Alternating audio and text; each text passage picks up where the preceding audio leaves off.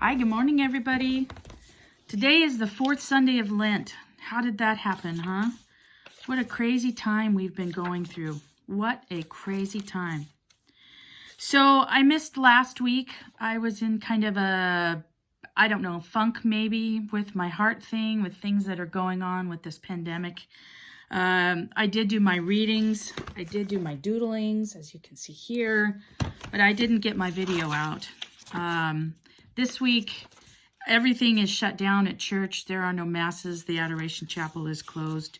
But I did a holy hour in my living room with a YouTube channel that had a perpetual Adoration Chapel live. If you're missing adoration, find something like that on YouTube. Just search Adoration Chapel and you'll get several different options you can choose from. It's a wonderful way to stay connected to the Lord in this time of social distancing, as they call it. So, the third and the fourth Sunday of Lent, we have two unique and different and yet connected communications with Jesus. Last week in the third Sunday of Lent, we had the woman at the well, the Samaritan woman, who, it was taboo to even talk a Samaritan person to a Jewish person, let alone a woman to a man. And then we throw in Samaritan woman and Jewish man. What an encounter, huh? And what had ended up happening with the woman at the well was her eyes were opened to her own sinfulness, to the fact that the Messiah was right there in front of her. She asked for the living water, and Jesus gave it to her. And he told her, I am he. I am the one you've all been searching for. I am he. Well, so this week in the Gospel according to John, we meet the man who had been blind from birth. And again, a beautiful encounter between Jesus and this man, but not only Jesus and this man, but Jesus and the Pharisees too, who were also blind. Now, this blind man was blind physically, but the Pharisees, as we know, were blind spiritually. And oftentimes what happens in our life is we become blind spiritually too. We either become incredibly pious to the point where we do nothing but judge other people who aren't as pious as we are, or we say, on the opposite end of the spectrum, I can do what I want. This God thing, maybe it is, maybe it isn't. I'm just going to rely on me and all is going to be well. Well, in this day and age, this particular day and age of this crazy coronavirus, COVID-19 pandemic, whatever you want to call it, we are learning that we got to rely on something else beyond ourselves. We can't, we need more. We need people. We're learning that. We need to reach out to other people, especially in times of loneliness. We're seeing news reports all over the world of people reaching out, and even though they aren't allowed, quote unquote, to touch each other, they're reaching out through social media. They're literally reaching across the streets from each other and singing to each other and praising each other. They're reaching out through windows to sing happy birthday to grandma. They're driving by a little boy's birthday party that had to be canceled because no one could come, but they're driving by and waving, happy birthday, we love you. What a beautiful, beautiful time. Our eyes are being opened, just like the man in today's gospel, just like the woman in the gospel the week before. Our eyes are being opened to the truth. And what is the truth? Jesus is the Messiah. These things that happen is so, I'm covered in goosebumps right now. But when Jesus was answered and asked in today's gospel, who sinned? The man or his parents? Jesus so beautifully answered. He said, neither he nor his parents sinned.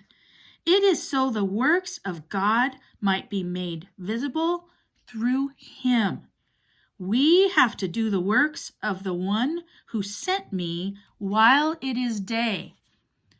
My friends, it is day right now, and we have to do those works. We are called right in this moment to take a snapshot of our own lives and figure out who we are and what we want to do with that life. Do we want to continue to hoard, whether it be toilet paper or money or our own feelings or guns or food, or do we want to reach out and help somebody else who needs it worse than us? You know, I heard a story about a woman who's going through cancer treatment, and the only thing that she can eat, that she can tolerate to hold down to give her body nourishment, is peanut butter and jelly sandwiches. And when she went to the store, the shelves were cleared of peanut butter and jelly. Peanut butter and jelly. That's all she needs. But that's not all she needs. She needs the love of God. So if you could spare an extra can or of food to take down to the food bank, check with your local resources. There are places who are desperately needing food, who are trying to help feed people who right now can't get to the store, can't afford it because they've lost their jobs for one reason or another, or it's the food bank that people rely on week after week. If you could spare a can of food, a jar of peanut butter, maybe you went to the store during these times and you bought 3 or 4 jars of peanut butter, maybe give one away. Here's the thing. We are all in this together. That's what the TV's been showing. That's what the news has been trying to tell us. That's what these PSAs that they're coming up with, the hashtags alone together. We are all in this together. This is amazing. We have been calling for a time when we could just spend time with our families and love our families and not worry about going to work. And God has said, here it is. On a platter, I'm giving it to you. What are you going to do with it? Are you going to hole up in your own corner and continue to watch the stock market go down and your funds plummet? Are you going to go to the refrigerator every 5 minutes and look and say, oh my gosh, there's less milk than there was 10 minutes ago? Or are you going to go outside, stand on your porch, if you're in an area that's available, walk outside and wave to other people who might be stuck in their homes? Call your grandma who is in the nursing home. Check on your parents. Check on your grown children. My daughter and I have communicated more during the last 2 weeks. Actually communicated talking on the phone. We text, we correspond, we see each other. We haven't actually seen each other since she brought me home from the hospital a week and a half ago. But we talk to each other every day. Sometimes she has to talk me off of the ledge because I am in a funk, either from my heart, from this whole scariness that's going on.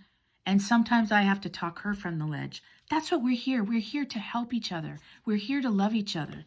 Our eyes have been opened, not only in the past 2 Sundays of the gospel, the past 2 gospels, but also in this pandemic. Our eyes have been opened that we need to care for others. Nobody is assured of another day, of another hour, of another minute. What are you going to do with this minute, this hour, this day? I hope that you reach out to somebody in love and listen to them and try to calm their fears and try to help each other. That's what God is asking us to do. I want to leave you with this beautiful picture. In this beautiful Every Sacred Sunday, they give us pictures that we can Visio Divina with. This happens to be from St. Joseph's feast earlier in this week. It's a beautiful, beautiful rendering of wood. Look how there's places in there that are concentrated around each other. There's ripple effects that reach out. There are islands among us. That's where we're at right now. We are in our own little islands, but we are still making a ripple effect and a ripple effect and a ripple effect, and another ripple will come along and it'll start a new ripple effect. That's what this time is all about, folks. I know you might not be able to get to the Eucharist, but you can watch Mass online. You can go find the Blessed Sacrament online. You can do spiritual communion. Google spiritual communion prayers. There are tons of Instagram and Facebook places where you can pray the rosary together. You can pray together. You can hold hands together. Skype with someone and have a Bible study. Whatever it takes. Reach out. Love each other during this incredible time. And someday we can look back on this and maybe not laugh about it, but maybe realize this is the time our eyes were open to one another and to God. I wish you the best week you could possibly have. This Lent has just been amazing. I hope that soon we can gather back in the churches and hold hands and pray together.